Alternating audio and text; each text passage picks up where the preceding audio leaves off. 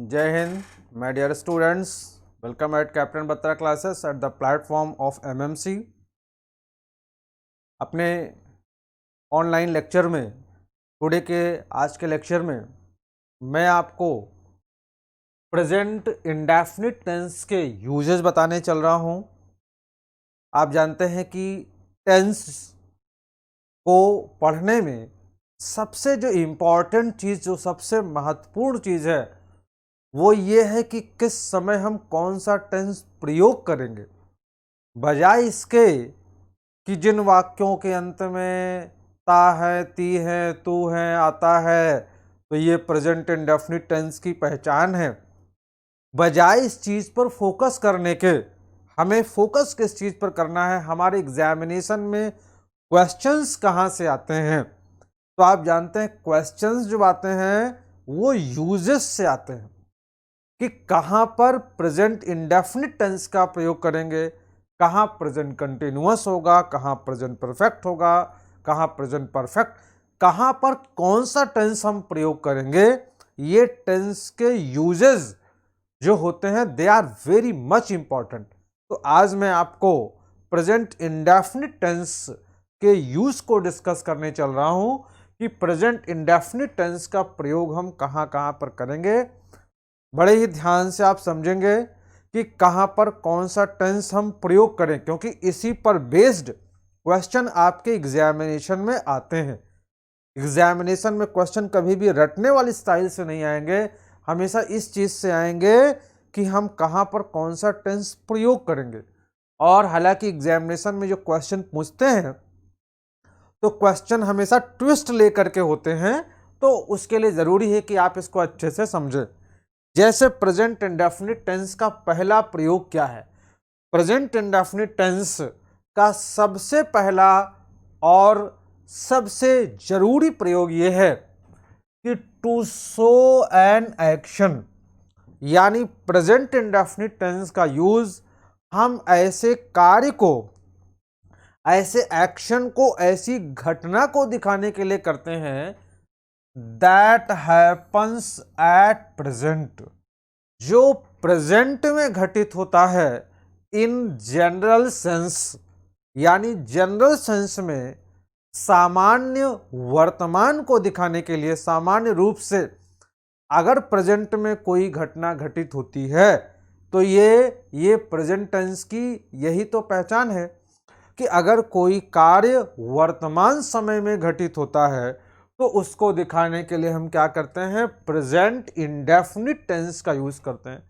तो general sense में, general sense क्यों कह रहा हूं, जनरल सेंस इसलिए कह रहा हूं कि नीचे आप देखिए, to express habitual action at present, present indefinite tense का दूसरा प्रयोग यह है कि अगर हमें प्रेजेंट में किसी का हैबिचुअल एक्शन दिखाना हो, किसी की हैबिट दिखानी हो वर्तमान समय में, तो उसमें भी हम क्या करते हैं, उसमें भी हम प्रेजेंट टेंस का यूज करते हैं। तो प्रेजेंट टेंस तो यहां पर भी है, प्रेजेंट टेंस तो यहां पर भी है, प्रेजेंट टेंस तो आगे और भी कई जगहों पर रहेगा। फिर इनके बीच में डिफरेंस किस चीज का है, तो वही हम लोग डिस्कस कर रहे हैं कि आखिर कहां कहां पर, किन किन परिस्थितियों में हम प्रेजेंट इंडेफिनिट टेंस का प्रयोग करते हैं। तो प्रेजेंट इंडेफिनिट टेंस का पहला यूज ये है कि जनरल सेंस में सामान्य रूप से अगर वर्तमान में कोई घटना घटित होती है तो उसको दिखाने के लिए हम प्रेजेंट इंडेफिनिट टेंस का यूज करेंगे। जैसे he goes to school, he goes to school का मतलब है कि वह स्कूल जाता है, यानी वर्तमान में ये एक्शन हो रहा है, वर्तमान में ये घटना घटित होती है, ये दिखाने के लिए हमने क्या लिखा कि ही गोज टू स्कूल। जैसे हमने लिखा कि I teach in the classroom, he plays in the field, you do your work, they play football. अगला एग्जाम्पल आप देख सकते हैं कि दे प्ले फुटबॉल, यानी वर्तमान समय में अगर कोई एक्शन घटित होता है तो उसे दिखाने के लिए हम कौन सा टेंस यूज करते हैं, वहां पर हम प्रेजेंट इंडेफिनिट टेंस का यूज करते हैं। जैसा मैंने आपको कंपेयर करके दिखाया कि यहाँ पर भी आप देख सकते हैं कि दे प्ले क्रिकेट डेली। अगर जहाँ आपने ये लिखा है कि ही गोज टू स्कूल, इसमें थोड़ा चेंज कर दीजिए और ये लिख दीजिए कि he goes to school daily.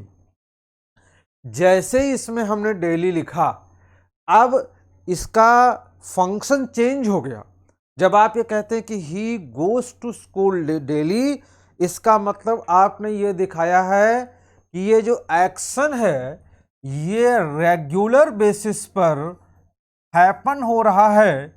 यानी अब यहाँ पर हमने किसी की हैबिट, किसी की आदत दिखानी शुरू कर दी। तो प्रेजेंट इंडेफिनिट टेंस ये भी है, प्रेजेंट इंडेफिनिट टेंस ये है। तो अगर हम ये कहते हैं कि दे प्ले क्रिकेट डेली, इसका मतलब हम प्रेजेंट में उसकी आदत शो कर रहे हैं। आदत हम प्रेजेंट में भी शो करते हैं, आदत हम पास्ट में भी शो कर सकते हैं।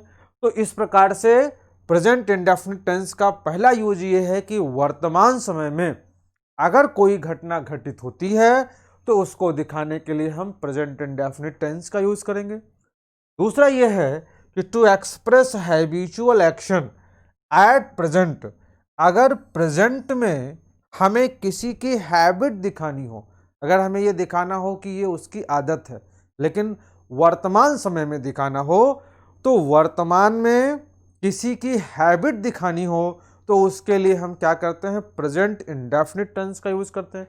जैसे दे प्ले क्रिकेट डेली, इसका अर्थ ये कि वो रोज क्रिकेट खेलते हैं, यानी वर्तमान समय में ऐसा वो करते हैं और ये उनकी आदत है। They play cricket daily. ऐसे ही ऑलवेज कम्स लेट, वो हमेशा देर से आता है, वो हमेशा देर से आता है, यानी देर से आना उसकी आदत है। जैसे अगर आप ये कह दें कि ही कम्स, आप इसमें से कुछ चीज़ें हटा लीजिए, आप ये कहिए कि ही कम्स।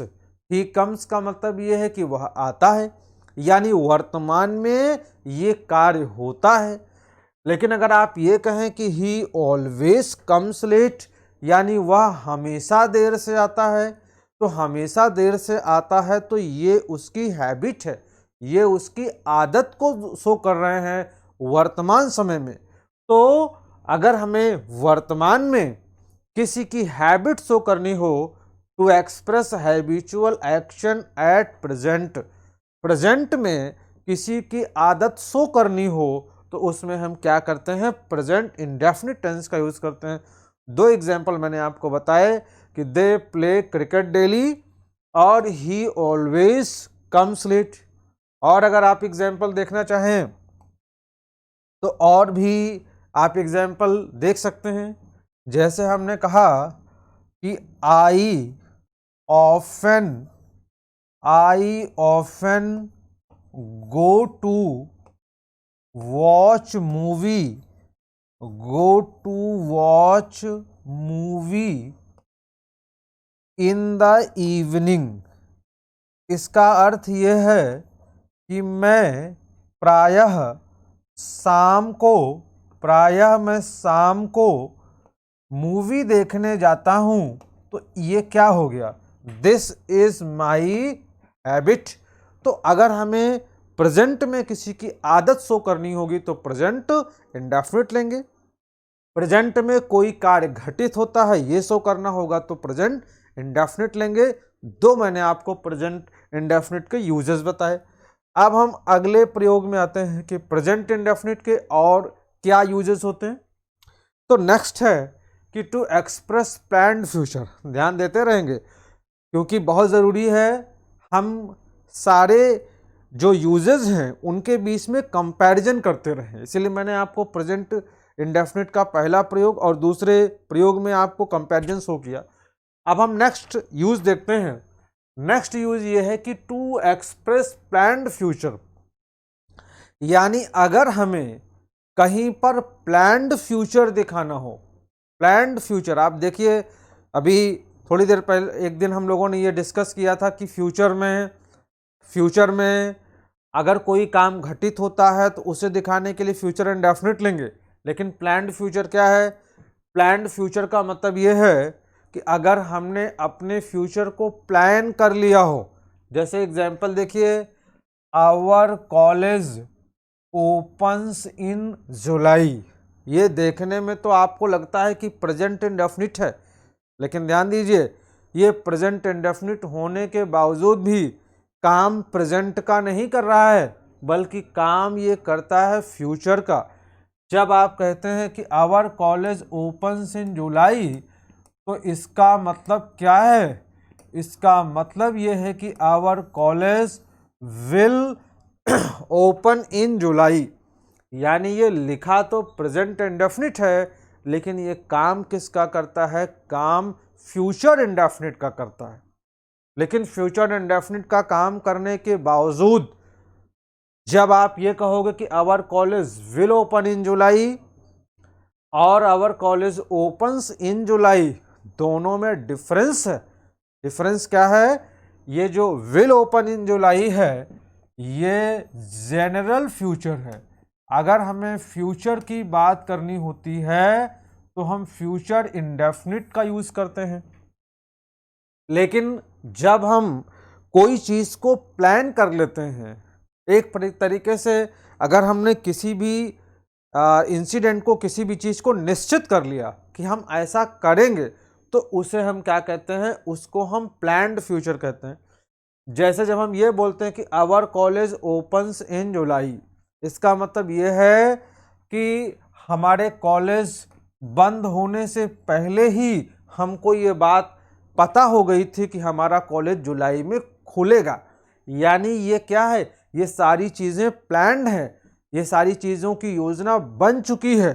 तो विल ओपन इन जुलाई में और ओपन्स इन जुलाई में यही डिफरेंस है। तो मैंने आपको बोला कि फ्यूचर इंडेफिनिट टेंस का यूज हम तब करते हैं जब हमने किसी चीज को प्लान कर लिया हो कि फ्यूचर में हम ऐसा करेंगे, तो उसे हम एक्सप्रेस करने के लिए, फ्यूचर को एक्सप्रेस करने के लिए हम प्रेजेंट इंडेफिनिट टेंस का यूज करते हैं। ये हुआ प्रेजेंट इंडेफिनिट टेंस का नेक्स्ट यूज।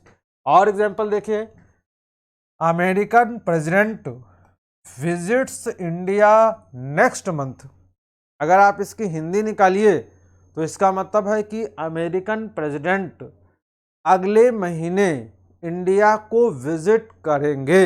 यानी अगर सामान्य रूप से कहना हो तो कहना यह चाहिए था कि American president will visit India next month. अगर आप will visit India next month कहेंगे तो इसका मतलब यह है कि आप सामान्य रूप से ऐसा कह रहे हैं कि हाँ, भविष्य मतलब अगले महीने में अमेरिकन प्रेसिडेंट इंडिया आएंगे। ये जनरल तरीके जैसा हम बोलते हैं। लेकिन जब आप ये कहते हो कि American president visits India next month, तो ये प्रेजेंट इंडेफिनिट है। और जब प्रेजेंट इंडेफिनिट टेंस के माध्यम से हम फ्यूचर को एक्सप्रेस करते हैं, तो ये हम तब ऐसा बोलते हैं जब हमने चीज़ों को प्लान कर लिया हो। याद करिए, एक बार मैंने आपसे डिस्कस किया था कि he goes to Delhi tomorrow.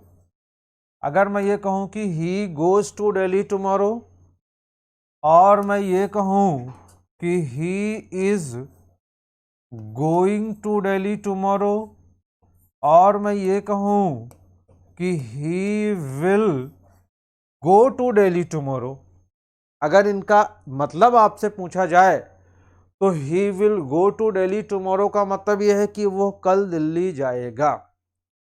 जब हम ये कहते हैं कि he is going to Delhi tomorrow, वह कल दिल्ली जा रहा है, का मतलब यह है कि वो कल दिल्ली जाएगा।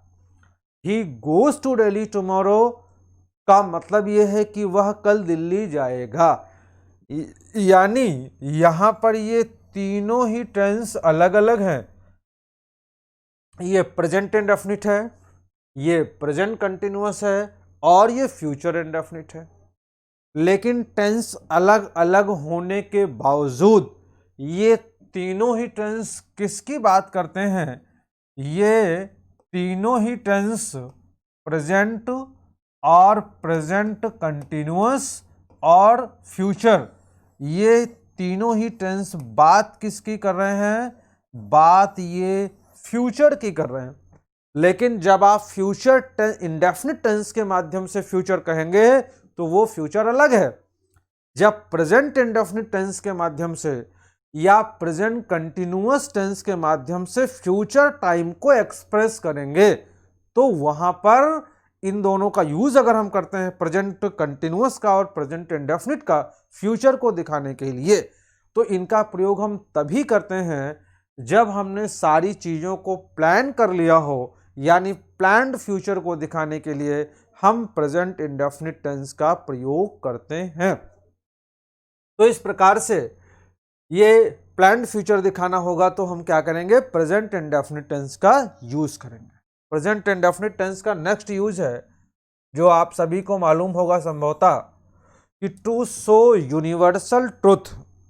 अगर हमें कहीं पर यूनिवर्सल ट्रुथ को दिखाना हो, यूनिवर्सल ट्रुथ का मतलब क्या होता है? यूनिवर्सल का मतलब है कि सार्वभौमिक। इंग्लिश में इसका मतलब यह है कि प्रेजेंट, पास्ट और फ्यूचर सभी समय में, सभी कालों में जो एक ही जैसा रहता हो उसको हम यूनिवर्सल ट्रुथ कहते हैं। यूनिवर्सल ट्रुथ का मतलब जो प्रेजेंट में भी वही है, पास्ट में भी वही था और फ्यूचर में भी वही रहेगा, तो उसे हम क्या कहते हैं? यूनिवर्सल ट्रुथ कहते हैं। जैसे एग्जाम्पल देखिए, the sun rises in the east, यानी सन कई सेंचुरीज पहले भी ईस्ट में निकलता था, आज भी ईस्ट में निकलता है और आगे भी ईस्ट में निकलेगा। ये यूनिवर्सल ट्रुथ है। तो the sun rises in the east, ये ऐसी घटना है, ऐसी इंसिडेंट है जो यूनिवर्सल ट्रुथ को एक्सप्रेस करती है। तो अगर हमें यूनिवर्सल ट्रुथ दिखाने होंगे, ऐसी संसार की सभी घटनाएं जो यूनिवर्सल ट्रुथ होंगी उनको एक्सप्रेस करने के लिए हमेशा और हमेशा हम कौन सा टेंस यूज करेंगे? प्रेजेंट इंडेफिनिट टेंस का यूज करेंगे। अब प्रेजेंट इंडेफिनिट टेंस के अलावा हम कोई और टेंस नहीं ले सकते। फॉर एग्जाम्पल, जैसे मान लीजिए अगर मैं ये कह दूं कि द सन इज राइजिंग, अगर किसी के दिमाग में ये क्वेश्चन हो कि sun is rising in the east, तो ये कहना बिल्कुल गलत है कि sun is rising in the east, क्योंकि ये बात तो सभी को मालूम है कि सन हमेशा ईस्ट में ही निकलता है। एक बार हम ये तो कह सकते हैं कि सन इज राइजिंग, अगर सन निकल रहा है और आपको ये दिखाना है कि ये प्रेजेंट में ये सन निकल रहा है, तो एक बार आप ये तो बोल सकते हैं कि सन इज राइजिंग। लेकिन अगर आप ये कहें कि सन पूरब में निकल रहा है तो दिस इज ऑकवर्ड, कि सन तो हमेशा पूरब में ही निकलता है, आप अगले आदमी को क्या बता रहे हैं कि पूरब में निकल रहा है। यानी अगर हमें यूनिवर्सल ट्रुथ दिखाना होगा तो उसमें हम क्या करेंगे? प्रेजेंट इंडेफिनिट टेंस का यूज करेंगे। अगला देखिए, the earth moves around the sun. अब ये भी एक यूनिवर्सल ट्रुथ है कि the earth moves around the sun, यानी जो अर्थ है ये सन के चारों तरफ चक्कर लगाती है। तो पहले भी लगाती थी, आज भी लगाती है और आगे भी लगाती रहेगी, क्योंकि ये तो एक भौगोलिक घटना है, ये तो चेंज नहीं हो जाएगी कि ये बदल जाएगा, सन की अर्थ के बजाय सन अर्थ का चक्कर लगाना शुरू कर देगा। खैर, तो the earth moves around the sun, ये क्या है? ये एक यूनिवर्सल ट्रुथ है। अब आप ये नहीं कह सकते हैं कि the sun moved around the sun, sorry the earth moved around the sun. तो इस प्रकार से अगर हमें यूनिवर्सल ट्रुथ दिखाना होगा तो हम कौन सा टेंस लेंगे? प्रेजेंट इंडेफिनिट टेंस लेंगे। अब थोड़ा हम लोग ये भी डिस्कस कर लेते हैं कि इसमें हम क्वेश्चन कैसे, इसमें हम किस प्रकार का क्वेश्चन बना सकते हैं, वो चीज़ हमें समझनी होगी। The earth moves around the sun, इसमें मैंने जैसे आपको ये बता दिया कि इसमें प्रेजेंट इंडेफिनिट आएगा, लेकिन अगर हमें सवाल बनाना हो तो सवाल कैसे बनाएंगे? जैसे मान लीजिए कि ये मूव्स लिखा है, मैंने इस मूव्स को यहां पर ब्लैंक कर दिया और आगे यहां मैंने मूव लिख दिया और मूव लिख करके यहां आपको ये बता दिया कि अब इसमें आपको भरना है कि वर्ब कौन सी आएगी। यहां पर ये जो मूव्स लिखा ये ब्लैंक है और आगे ब्रैकेट में मूव लिखा हुआ है और the earth blank around the sun. अब आप कैसे ये बताओगे कि यहां पर वो मूव किस टेंस में जाएगा, किस आधार पर आप बताएंगे? तो अब आप ये समझते हैं सेंटेंस को देख करके कि ये सेंटेंस है ये यूनिवर्सल ट्रुथ को दिखाता है। अन्यथा होने के लिए तो मूव्स भी हो सकता है, इज मूविंग भी हो सकता है, हैज मूव्ड, हाँ कोई भी टेंस हम यूज करने के लिए सोच सकते हैं। लेकिन चूंकि ये क्या शो करता है, ये जो है शो करता है यूनिवर्सल ट्रुथ को। तो यूनिवर्सल ट्रुथ की कंडीशन में हम प्रेजेंट इंडेफिनिट टेंस लेंगे, the earth moves around the sun. और आगे बढ़ते हैं, मैन इज मॉर्टल। अब मैन इज मॉर्टल ये प्रेजेंट इंडेफिनिट में है। इंसान जो है वो पहले भी मरणशील था। भाई जब से ये पृथ्वी अस्तित्व में आई है तो हमेशा से जिस किसी ने भी इस पृथ्वी पर जन्म लिया है सबको एक न एक दिन मरना है। तो मैन इज मॉर्टल का मतलब है कि मनुष्य मरणशील है, पहले भी मरता था, अभी भी मरता है, आगे भी मरेगा। तो मैन इज मॉर्टल जो है ये यूनिवर्सल ट्रुथ है। तो यूनिवर्सल ट्रुथ को दिखाने के लिए हमेशा हम कौन सा टेंस लेंगे? हमेशा प्रेजेंट इंडेफिनिट टेंस का यूज करेंगे। तो ये मैंने आपको बताया, यूनिवर्सल ट्रुथ को दिखाने के लिए प्रेजेंट इंडेफिनिट टेंस लेंगे। थोड़ा इसको और समझते हैं। सपोज दैट कि मैं आपसे क्वेश्चन पूछता हूं, जब आप डायरेक्ट से इनडायरेक्ट में चेंज करते हैं तो डायरेक्ट से इनडायरेक्ट में चेंज करते समय क्वेश्चन कैसे बनाते हैं? जैसे मैंने लिखा कि टीचर सेड और comma inverted commas man is मॉर्टल। Teacher said man is मॉर्टल। अब आपको मालूम है कि डायरेक्ट से इनडायरेक्ट में चेंज करने का जो नियम होता है वो क्या है? ये जो हमारी रिपोर्टिंग वर्ब है और ये हमारी रिपोर्टेड स्पीच है, अगर रिपोर्टिंग वर्ब हमारी प्रेजेंट में होती है या फ्यूचर में होती है तो रिपोर्टेड स्पीच का टेंस कभी भी बदलता नहीं है। जैसे अगर मैंने ये लिख दूं कि टीचर सेज, तो आगे रिपोर्टेड स्पीच का जो टेंस है वो बदलेगा नहीं।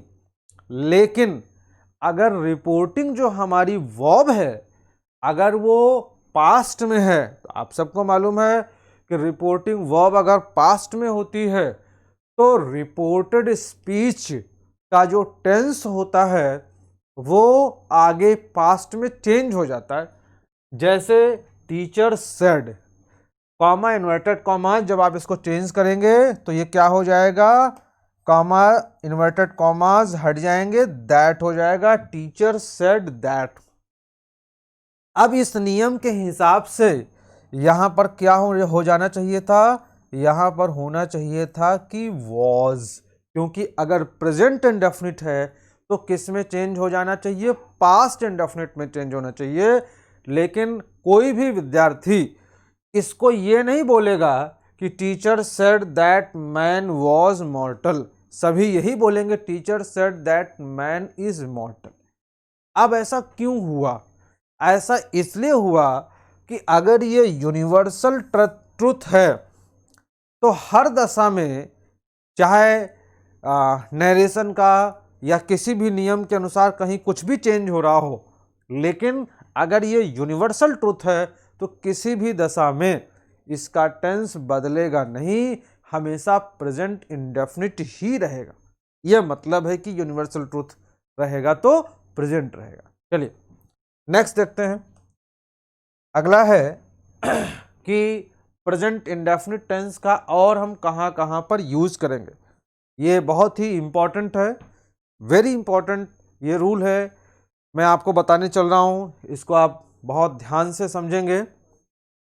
अभी मैंने आपको प्रेजेंट इंडेफिनिट के कुछ यूजेस बताए कि कहाँ कहाँ पर प्रेजेंट इंडेफिनिट आएगा, और अब बहुत इंपॉर्टेंट बात करने चल रहा हूँ कि present indefinite tense is used to show an incident of present. यानी प्रेजेंट इंडेफिनिट टेंस को हम प्रेजेंट की घटना को दिखाने के लिए, वर्तमान समय में कोई कार्य घटित होता इसको दिखाने के लिए यूज करते हैं। लेकिन विद द फॉलोइंग वर्ड्स, आगे कुछ वर्ड्स हैं, अगर ये एग्जामिनेशन में किसी भी सेंटेंस में हों, ध्यान दीजिए, अगर एग्जामिनेशन में किसी भी सेंटेंस में ये वर्ड्स आपको दिखाई दें तो इसका मतलब ये है कि यहां पर हम प्रेजेंट इंडेफिनिट टेंस का यूज करेंगे। पूरी लिस्ट हमने आपके सामने रखी है। कौन कौन से वर्ड हैं? जैसे डेली, अभी थोड़ी देर पहले हमने डेली वर्ड को देखा भी। Daily, everyday, always, regularly, occasionally, frequently. अगर आप हिंदी जानना चाहें तो फ्रीक्वेंटली का मतलब होता है बार बार, फ्रीक्वेंटली मीन्स होता है बार बार। ओकेजनली का मतलब है हिंदी में आकस्मिक, आकस्मिक।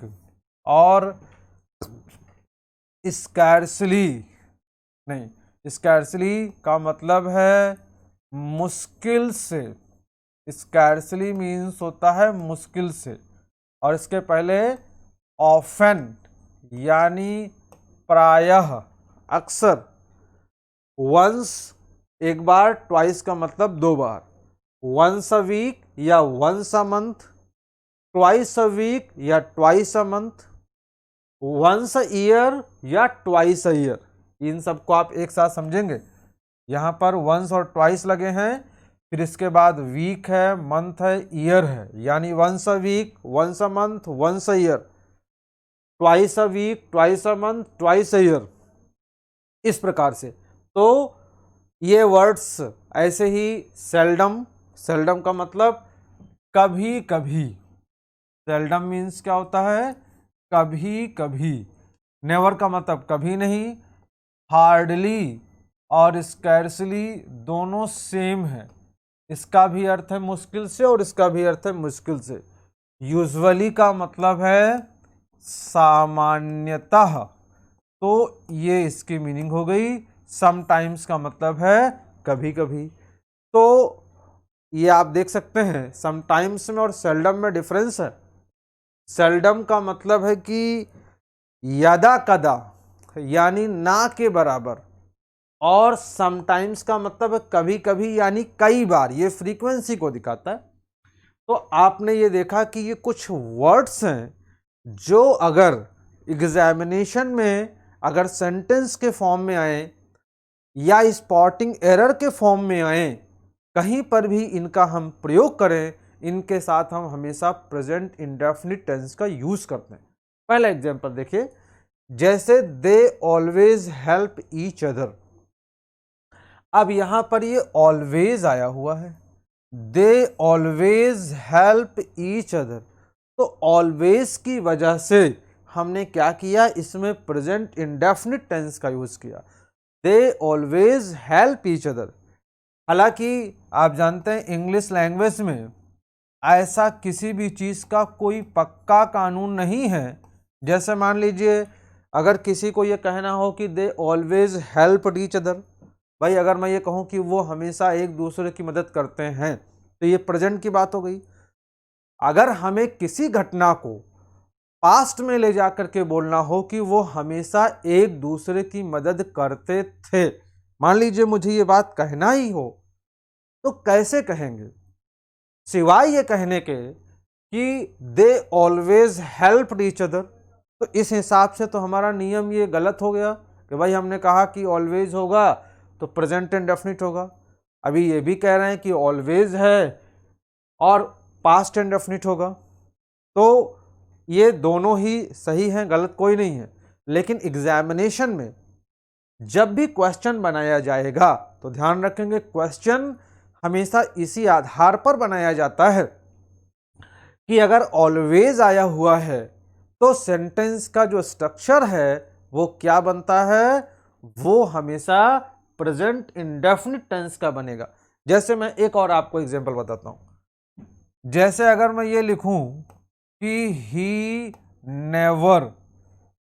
नेवर और मैंने आपको ब्लैंक दिया और लिखा कि अ लाई, और हमने यहां पर लिख दिया टेल, और आपसे अगर मैं पूछूं कि आप ये बताइए कि इसमें कौन सा टेंस होगा, टेल को आप किस टेंस में यूज करेंगे, तो आपका रिप्लाई तुरंत आएगा कि ही नेवर टेल्स अ लाई। ये आपने कोई ग्रामर का विद्वान बन करके नहीं बताया मुझे, ये स्ट्रक्चर आपके दिमाग में सेट है कि ही नेवर टेल्स अ लाई। ये आपके दिमाग में सेट था और आपने तुरंत उसको वहां पर यूज कर दिया कि ही नेवर टेल्स अ लाई। यानी जब नेवर आता है, या नेवर की बजाय अगर आप यहां पर ऑलवेज भी लिख लें, वह हमेशा झूठ बोलता है, तो ऑलवेज भी लिखा होगा तो भी आप यही कहोगे कि he always tells a lie, he never tells a lie, he always tells a lie. यानी नेवर और ऑलवेज अगर आते हैं तो हमारे दिमाग में सेट है कि हम प्रेजेंट इंडेफिनिट ही लेंगे। लेकिन सपोज दैट अगर किसी को यह कहना हो कि वह कभी झूठ नहीं बोलता था, तो सिवाय ये कहने के कि ही नेवर टोल्ड अ लाई, आप इस बात को कैसे कह सकते हैं। और यही सबसे ज्यादा प्रचलित भी है कि ही नेवर टोल्ड अ लाई, या फिर उसको यूज्ड टू लगा के जबरदस्ती सेंटेंस बनाएंगे तो that is not correct. He never told a lie का मतलब वह कभी झूठ नहीं बोलता था। तो इस हिसाब से तो ये नियम गलत हो गया कि भाई नेवर के साथ भी पास्ट आ गया।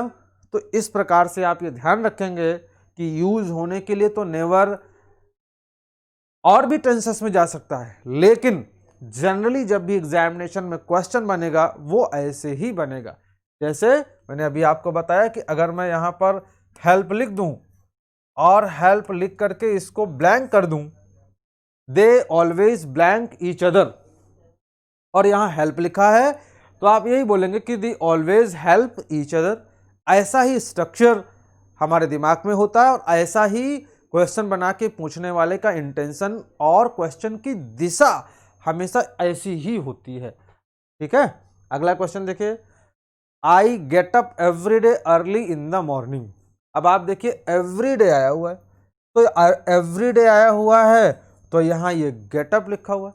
I get up every day in early in the morning, यानी जब भी एवरी डे आएगा तो हमारे दिमाग में यही स्ट्रक्चर आएगा कि हम प्रेजेंट इंडेफिनिट लेंगे, क्योंकि यही यूज है, यही हम पढ़ते हैं, यही बोलते हैं, यही सुनते हैं। नेक्स्ट है कि my friend usually wears blue shirt. अब हमने जब यहां पर यूजुअली का यूज किया तो यूजुअली के साथ हमने वियर्स यानी प्रेजेंट इंडेफिनिट टेंस का यूज किया, तो ये हो गया कि यूजुअली आएगा तो प्रेजेंट इंडेफिनिट आएगा। एक और एग्जांपल देखिए, this magazine appears twice a month. This magazine appears twice a month. अब आप देखिए यहां पर लिखा है ट्वाइस अ मंथ, यानी मंथ में 2 बार। मैंने आपसे बोला था कि twice a month, twice a year, twice a week, अगर ऐसा आएगा तो उसमें हम प्रेजेंट इंडेफिनिट लेंगे। यानी ये मैगजीन महीने में 2 बार निकलती है, तो यहां पर ट्वाइस अ मंथ के साथ हमने कौन सा टेंस लिया, इसके साथ हमने प्रेजेंट इंडेफिनिट टेंस का यूज किया। बाकी ही नेवर टेल्स अ लाई ये हम लोग डिस्कस कर चुके हैं। तो इस प्रकार से this is very much important rule कि एग्जामिनेशन में अगर ये क्वेश्चन आता है, इस एग्जामिनेशन में इस तरह का वर्ड्स अगर आपको मिलते हो, चाहे वो फिल इन द ब्लैंक्स के फॉर्म में हो या इन्हीं को आप चाहें तो स्पॉटिंग एरर भी बना सकते हैं। जैसे अगर मैं पहला ही क्वेश्चन ले लूं, पार्ट ए हो गया, पार्ट बी हो गया, पार्ट सी और पार्ट डी हो गया। अगर मैं ये लिख दूं कि यहां पर इज हेल्पिंग होगा, they always, they are always helping each other, तो आप जानते हैं they are always helping each other, ये ऑकवर्ड है, ये गलत है। यहाँ पर हम कौन सा टेंस लेंगे, यहाँ हम प्रेजेंट इंडेफिनिट टेंस का यूज करेंगे। तो मैंने आपको बताया कि ये वर्ड्स अगर एग्जामिनेशन में आते हैं तो इनके साथ हमेशा हम कौन सा टेंस लेंगे, प्रेजेंट इंडेफिनिट टेंस लेंगे। तो इस प्रकार से अपने आज के लेक्चर में मैंने आपको ये बताया कि प्रेजेंट इंडेफिनिट टेंस के यूज हम कहाँ कहाँ पर करेंगे।